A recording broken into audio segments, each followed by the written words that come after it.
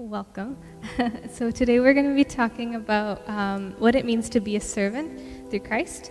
And so I thought I would start with a quote. And so it says, "Some would define a servant like this. A servant is one who finds out what his master wants him to do, and then he does it.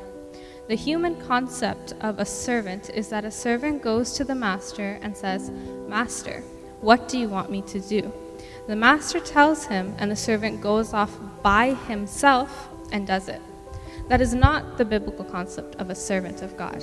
Being a servant of God is different from being a servant of a human master. A servant of a human master works for his master.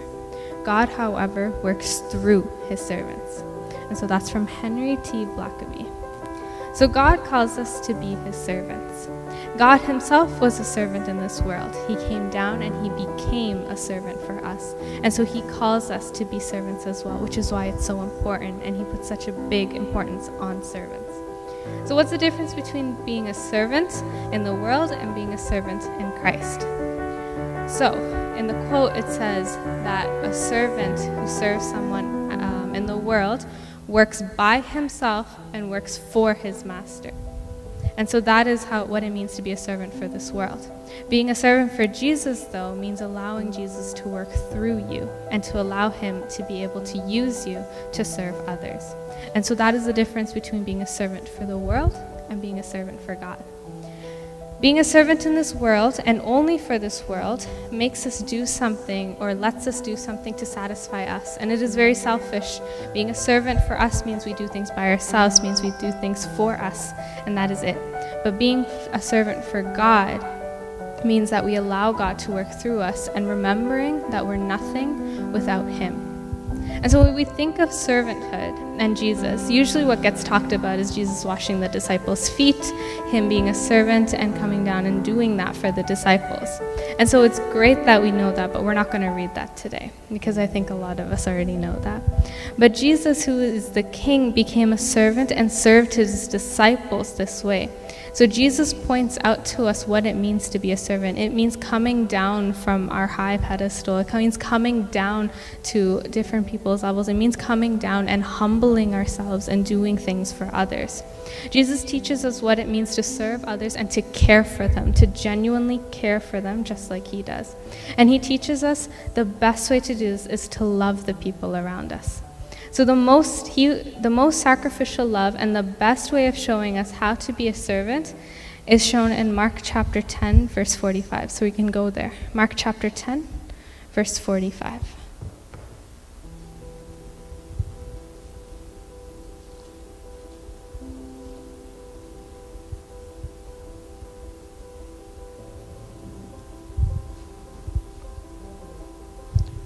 Mark 10:45.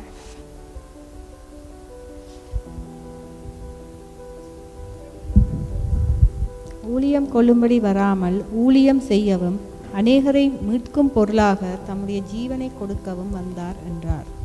So it says, "For even the Son of Man did not come to be served, but to serve and to give his life as a ransom for many."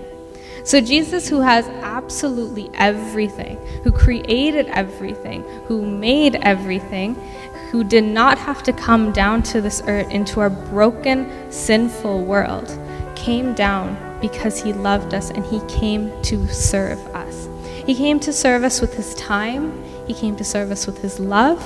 He came to serve us with his healing, his teachings, and the truth. He came to serve us with all of these things. And if God the King, who has everything, came to serve us, then why do we have such a hard time serving others? If God, the one who created absolutely everything, who came and died for us, came to serve us, not to be served, why do we have such a hard time serving others? One of the biggest things that prevents us from serving others is time. And I think all of us are guilty of this. Not having enough time. Saying that we're too busy or we don't have this time to be able to go and serve others. So God has given us time. He has ultimately given us time. He's the one who created it. He's the one who made it. But it's our job to see if we're using that time properly. So in Sunday school, when I was teaching, once one of the kids asked me, is it wrong to stay home from a church-related thing and to study. And so I asked them, well, it's first you have to talk to your parents, but I asked them during the week up until Sunday, if Sunday is the day that you want to miss to study, I asked them, did you watch TV the entire week? Did you play any video games? Did you go and play? Did you talk with your friends? Did you do something else that you could have used to study instead? And so if the answer is yes to any of those, did you use your time properly, right? Because then if you didn't use your time properly, then it is your fault, and because of that, it is your job to be able to make sure that you use your time and you honor your time properly. So time is valuable, and God wants us to use our time wisely and to spend time with Him, but to also serve others, which is so important.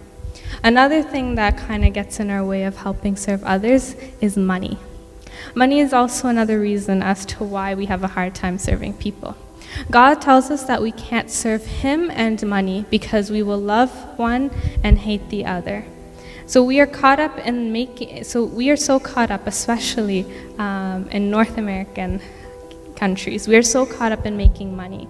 We are so caught up in having more money to be able to buy the things that we want or have the things that we want, and we become selfish with our money. And we don't use it to serve others, and we don't give it up to God to be in control of. So we're going to go to 1 Timothy chapter 6, verse 17 to 19.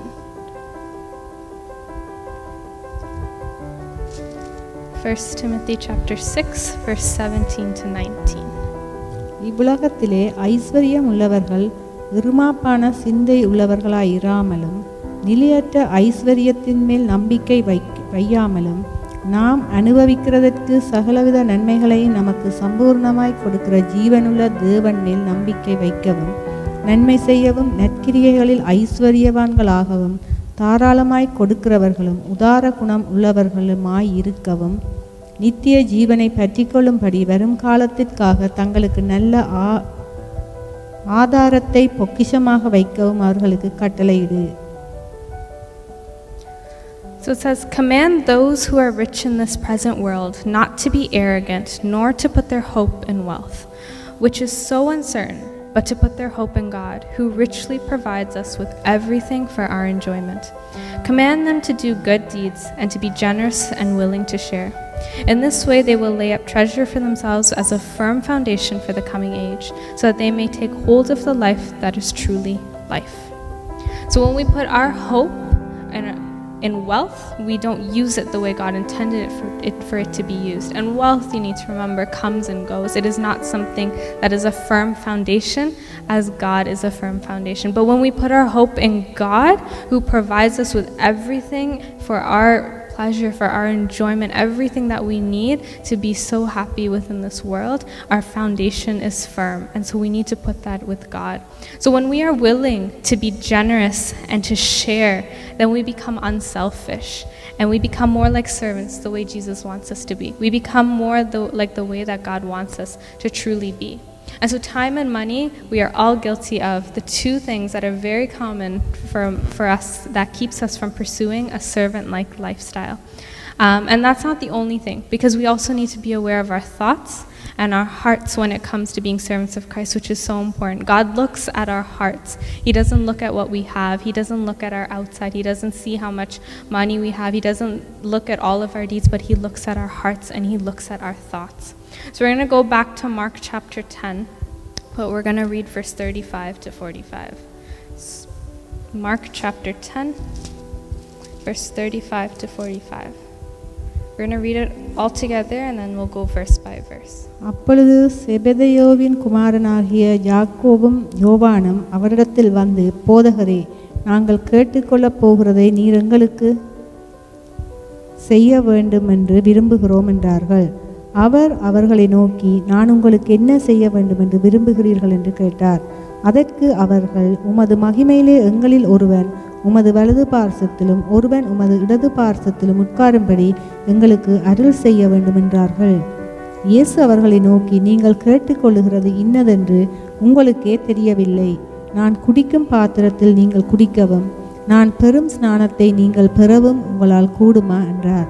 அதற்கு அவர்கள் கூடும் என்றார்கள். இயேசு அவர்களை நோக்கி, நான் குடிக்கும் பாத்திரத்தில் நீங்கள் குடிப்பீர்கள், நான் பெறும் ஸ்நானத்தையும் நீங்கள் பெறுவீர்கள். ஆனாலும் என் வலது பார்சத்திலும் என் இடது பார்சத்திலும் உட்கார்ந்திருக்கும்படி இவர்களுக்கு ஆயத்தம் பண்ணப்பட்டிருக்கிறதோ அவர்களுக்கே அல்லாமல் மற்றொருவருக்கும் அதை அருளுவது என் காரியமல்ல என்றார். 45. மற்ற 10 பேரும் அதை கேட்டு யாக்கோபின் மேலும் யோவானின் மேலும் எரிச்சலானார்கள். அப்பொழுது இயேசு அவர்களை கிட்ட வர செய்து, புறஜாதியாருக்கு அதிகாரிகளாக எண்ணப்பட்டவர்கள் அவர்களை இருமாப்பாய் ஆளுகிறார்கள் என்றும் அவர்களில் பெரியவர்கள் அவர்கள் மேல் கடினமாய் அதிகாரம் செலுத்துகிறார்கள் என்றும் நீங்கள் அறிந்திருக்கிறீர்கள். உங்களுக்குள்ளே அப்படி இருக்கலாகாது. உங்களில் எவனாகிலும் பெரியவனாய் இருக்க விரும்பினால் அவன் உங்களுக்கு பணிவிடைக்காரனாய் இருக்க கடவன். உங்களில் எவனாகிலும் முதன்மை ஆனவனாய் இருக்க விரும்பினால் அவன் எல்லாருக்கும் ஊழியக்காரனாய் இருக்க கடவன். அப்படியே மனுஷகுமாரனும் ஊழியம் கொள்ளும்படி வராமல் ஊழியம் செய்யவும் அநேகரை மீட்கும் பொருளாக தம்முடைய ஜீவனை கொடுக்கவும் வந்தார் என்றார். So it says, Then James and John, the sons of Zebedee, came to him. Teacher, they said, we want you to do for us whatever we ask. What do you want me to do for you? He asked. They replied, Let one of us sit at your right hand and the other at your left in your glory. You don't know what you are asking, Jesus said. Can you drink the cup I drink or be baptized with the baptism I am baptized with? We can, they answered. Jesus said to them, You will drink the cup I drink and be baptized with the baptism I am baptized with, but to sit at my right or left is not for me to grant. These places belong to those for whom they have been prepared. When the 10 heard about this, they became indignant with James and John. Jesus called them together and said, You know that those who are regarded as rulers of the Gentiles lord it over them, and their high officials exercise authority over them. Not so with you. Instead, whoever wants to become great among you must be your servant, and whoever wants to be first must be slave of all. For even the Son of Man did not come to be served, but to serve and to give his life as a ransom for many. So we're going to go through a few verses at a time and go through what it says. So in verse 35, it says, Then James and John, the son of Zebedee, came to him. Teacher, they said, we want you to do for us whatever we ask. So let's think about that. First of all, it says there's an issue here because they're asking Jesus, we want you to do whatever we ask. Now, when we ask those questions, it becomes out of a selfish desire. It's not asking Jesus, they're not asking him, what is it that you want us to do through your will? Or they don't ask God, like, can you allow this? Or is this something that you want us to do? But they ask, what we want you to do for us, whatever we ask. So it doesn't look like right now that they have very unselfish hearts. They want something from Jesus and they want to be put in a very high place. So they're asking him, we want you to do whatever we ask you. And so verse 36 says, what do you want me to do for you? He asked. And so Jesus is looking at this and he's looking at them and asking them, what is it that you want me to do? And so when we look at this, we have to look at the way Jesus answered. He didn't get mad at the way they asked him. He didn't make them feel bad, but simply asked them what they wanted. It's a very servant-like action. He's asking them, he cares about them, but he also wants to teach them how to act, how to ask. And then verse 37 says, They replied, Let one of us sit at your right and the other at your left in your glory. So they're asking for something that's going to benefit them. They're asking for something that's going to make them look into a higher place, to be in a higher place. And they wanted to ask before anyone else got that spot. They wanted to be able to have that for them. And then verse 38 to 39 it says, You don't know what you are asking, Jesus said. Can you drink the cup I drink or be baptized with the baptism I am baptized with? We can, they answered. Jesus said to them, You will drink the cup I drink and be baptized with the baptism I am baptized with. But to sit at my right or left is not for me to grant. These places belong to those for whom they have been prepared. So Jesus is telling them here that to be at a place isn't easy, and it's not something that can just be given or just be granted just because they ask. Jesus tells them that there's so much more that they have to do, and they have to be more like him. They have to be more of a servant. And verse 41 to 42 it says, "And so when the 10 heard about this, the disciples heard about this, they became indignant with James and John. Jesus called them together and said, You know that those who are regarded as rulers of the Gentiles lord it over them, and their high officials exercise authority over them." So Jesus is telling them that those who are regarded as being in higher authority use their power over them, and they seem to be the best. They seem to be the ones who are in charge and to be the ones that are telling them what to do. But Jesus doesn't want that for us, because in verse 43 to 44 it says, "Not so with you. Instead, whoever wants to become great among you must be your servant, and whoever wants to be first must be slave to all." Jesus is saying not to follow what the people that are the Gentiles, the rulers of the Gentiles are doing, or the people who are in high places are doing. He's telling us that he wants us to be servants. He wants us to be last. He wants us to be able to serve so that we are able to go through that and understand where Jesus is coming from. So only through being a servant can you be first, and you must learn to serve and to be a servant first. Because in verse 45 it says, "For even the Son of Man did not come to be served, but to serve, and to give his life as a ransom for many." So Jesus is our ultimate example of being a servant. He's the greatest, and he became a servant for us. He gave up his life for us. He gave it up for the people, for us, for everyone he loved, for the ones he created. So Jesus called us to be servants first, and we have to be like him first. We should be generous with our time, with our money, with our thoughts, with our love, with our heart. We need to be generous with everything, because Jesus was generous with everything. And having selfish thoughts will only put us in a position that will let us be able to reach higher up on the scale, but it's not going to help us to honor God, and it's not going to help us to serve others. God became a servant for us and showed us why it's so important, and showed us what it means to serve and to love others. So we must be ready to serve just as God came to serve us. And so I just want to leave you off. I know you all know the story, the parable of the Good Samaritan. And so this is just a quote that I found that I think is so important when we look into serving others and what it means, and the thoughts that we have when we look to others who need help. And it says, "On the parable of the Good Samaritan, I imagine that the first question the priest and the Levite asked was, 'If I stop to help this man, what will happen to me?' But by the very nature of his concern, the Good Samaritan reversed the question. 'If I do not stop to help this man, what will happen to him?'" Martin Luther King Jr. said that. And so being a servant is to not be selfish, but to think of others and to think of their needs. So let's pray. God, I thank you so much for just giving us your word, and for coming and just being that ultimate sacrifice, Father God. I thank you for showing us what it means to be a servant. I thank you for just being able to give us the opportunity to be servants and to serve others, Father God, who may not know you, Lord. And so I just pray, God, that you will help us to be able to have more servant-like